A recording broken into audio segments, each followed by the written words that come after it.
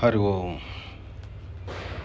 ప్రియమైన ఆత్మీయులారా, శ్రోతల్లారా, ఈరోజు మీతో ఒక 2 నిమిషాలు మీకు తెలిసిన విషయాలు ముచ్చటించదలిచాను. జంతువునాం నరజన్మ దుర్లభం.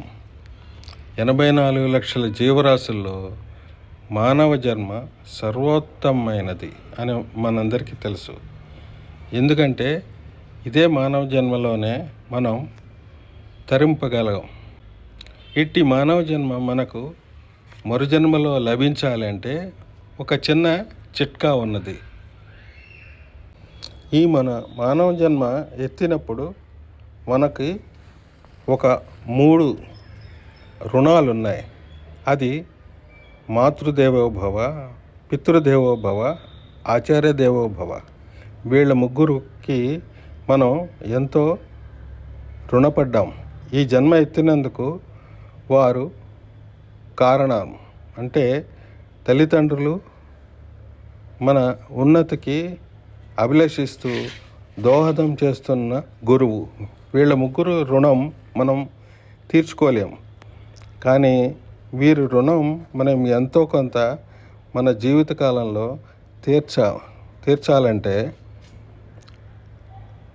నిత్య సంధ్యావందనంలో వారికి ముగ్గురికి తర్పణం చేయడం ద్వారా కొద్దిగా రుణం తీర్చుకోగలం. అవసాన సమయంలో ఈ మిగిలిన రుణం తీర్చుకోవడానికి ఖచ్చితంగా నరజన్మ లభిస్తుంది. ఇది ఒక చిట్కా. ఈ చిట్కా ప్రకారం మనం 84 లక్షల జీవరాశుల్లో ఉత్తమమైన మానవ జన్మని ఎత్తడానికి దోహదం పడుతుంది. ఇట్టి నిత్య సంధ్యావందనం చేయడం ద్వారా కొద్దిగా రుణం తీర్చుకోగలిగామే అనే ఆలోచన కలిగినప్పుడు మిగతా రుణాన్ని నరజన్మ ప్రాప్తించేటట్టు చేసి తీర్చుకోవడానికి భగవంతుడు మనకి అవకాశం ఇస్తాడు. భగవద్గీతలో నాకు నచ్చిన ఒక శ్లోకార్థం మనం ఇప్పుడు ముచ్చటిద్దాం. చక్కగా అనుష్ఠింపబడిన పరధర్మం కంటే గుణములేనిదను స్వధర్మమే మేలు. ఇట్టి స్వధర్మాచరణముల మరణము సంభవించినను మేలే. పరధర్మము ఆచరించుటకు నిరుపయోగమైనది, అయోగ్యమైనది.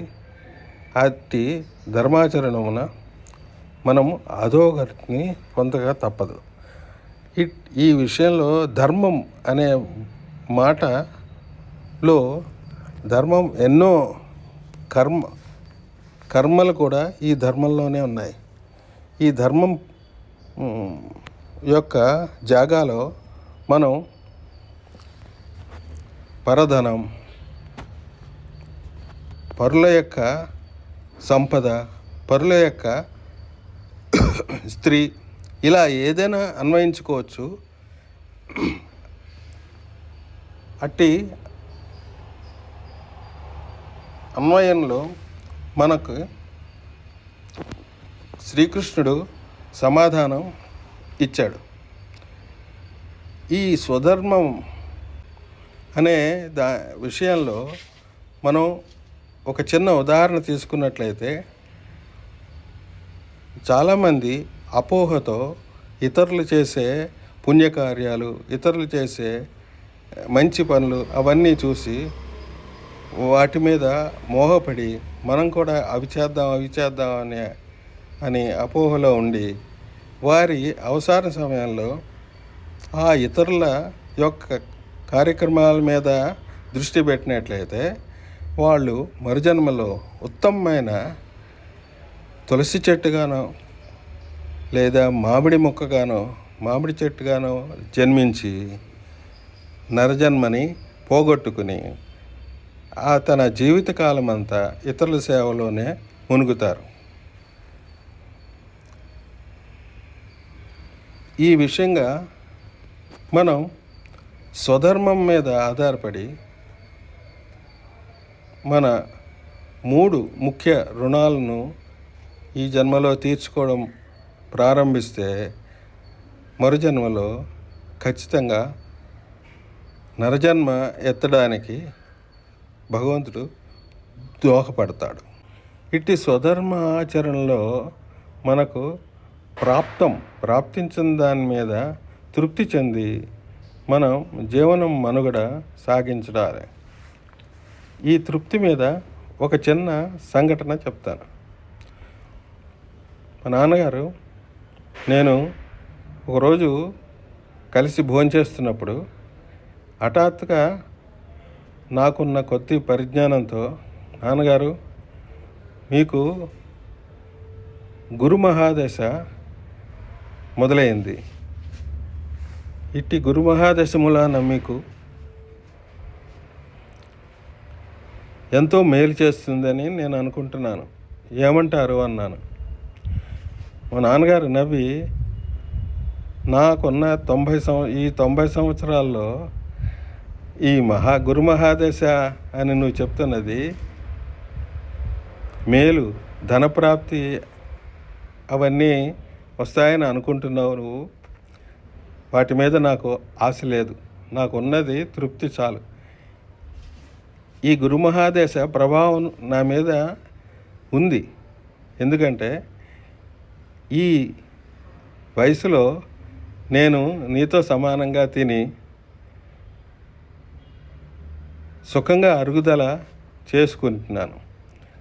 ఈ సుఖ విరోచనం కన్నా ఈ వయసులో నాకు ఈ గురు మహాదశ యొక్క ప్రభావం ఇంతకన్నా ఏం కావాలి, అది చాలు, దానితో నేను తృప్తి పొందుతాను అన్నారు. ఇట్టి పరధర్మం స్వధర్మం ఆచరణలో పరధర్మం యొక్క దుష్ఫలితం ఏమిటంటే,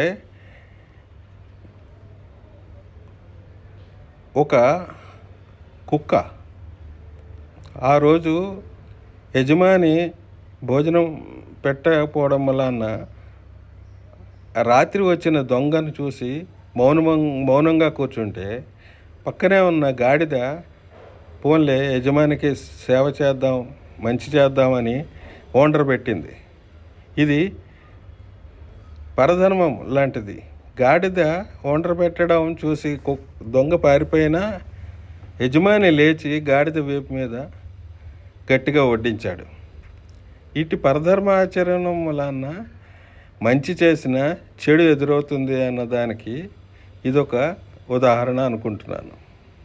మా నాన్నగారు అంటుండేవారు, గాడిద గంపెడు ఊకబొక్కుతుందిరా అని. అంటే పనికిరాని ఊకని తిని కడుపు నింపుకుని దాని వలన దానికి ఏమీ బలం సంభవించదని. ఈ రోజుల్లో మనం అలా పనికిరాని బలం చేకూర్చని మరమరాలు అటుకులో తినగలుగుతున్నాం. ఎందుకంటే పౌష్టికాహారం తిని అరాయించుకునే స్టేజి దాటిపోయింది.